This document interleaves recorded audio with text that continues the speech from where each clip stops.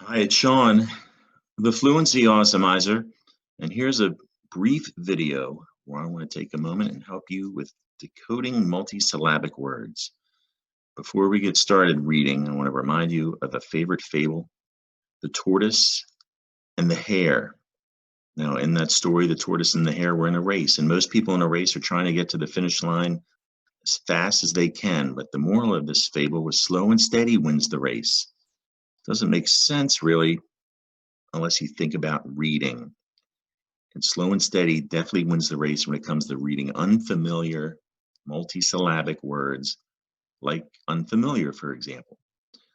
Okay, if you read like the tortoise, take it slow and steady, you'll come to a big word like unfamiliar. Hopefully say unfamiliar because you're taking it slow and steady. But a lot of readers are like the hare and want to get to the finish line first as fast as they can, and will zip through big words like this. And that's where mistakes can happen. So that's why I'm here with this video. Before we start reading, a reminder to take it slow and steady, all right? So let's get ready. I want you to hit pause anytime you think you need extra time. I'm going to try to give you time, but I just don't know for sure. And I also want you to read this word and the rest of the words out loud. Ready? What's this word?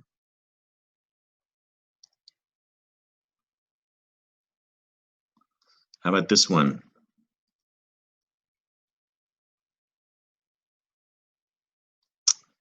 All right, what if I did this? Took the ending away because it's the same. Or this. Did you notice that R? Did you add an R when you read the first word? And take a look at the N. Up top, the N's before the A. Down below, it's after the A. So you have trouble with the N. That first word is fanatically. And if you take your fingers to break up big words like fanatically, in this one, you'll see fan. There's gnat, tick. Is that cow? Lee. Right? That's one way to break up and help you read big words. You can take your fingers and do that. Here's the root, fanatical. And the root before that's fanatic. And fanatic, we usually just say a fan. If you're a fan of a team or of a band, that's where we get the word fan from. All right. And so we have the word fanatically.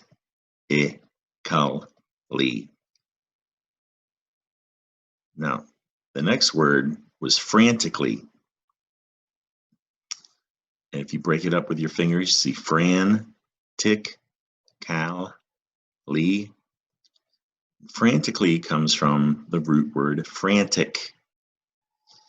And you add the suffix ALLY, frantically, to make frantically. Now, the thing is, most people probably pronounce it frantically. So don't forget, all you spellers, it's actually ALLY at the end of a word like frantically. All right, I have another pair of words and we'll be all done today. Get ready to read and hit pause if you need to. Read this out loud. What's this word or words? How about this?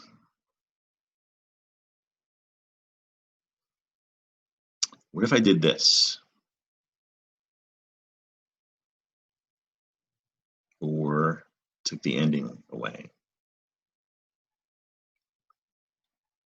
Notice the N comes before the G up top.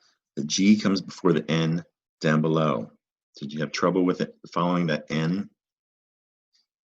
Up top says I'm managing. We're just going to focus on the word managing. Managing, if you break it up, there's man. Is that nag? Looks like nag. Oh, there's the word aging at the end.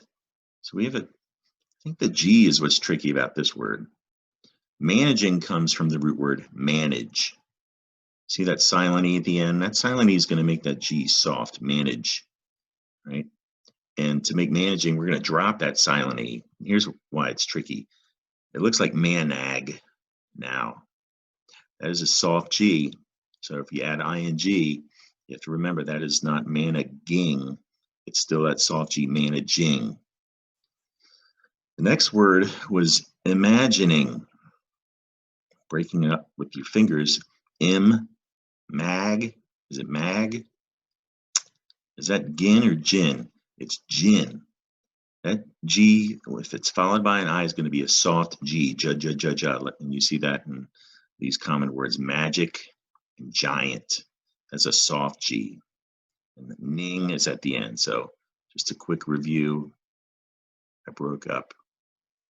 Mag, magin, magin, ning. Imagining comes from the root imagine.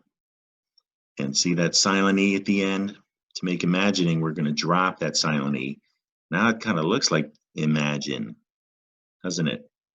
Imagine is tricky to spell because that silent E is there, but it doesn't say imagine. So imagine, we're going to add ing to make the word ing. Okay, that's it for today. Subscribe to my YouTube channel or follow me on Facebook. I have lots and lots of instructional videos on my YouTube channel and on my Facebook page, but also in my photos on Facebook. You can see lots of great reading challenges. And to find either, just search the Fluency Awesomizer. Okay, hope to see you here again soon. Bye.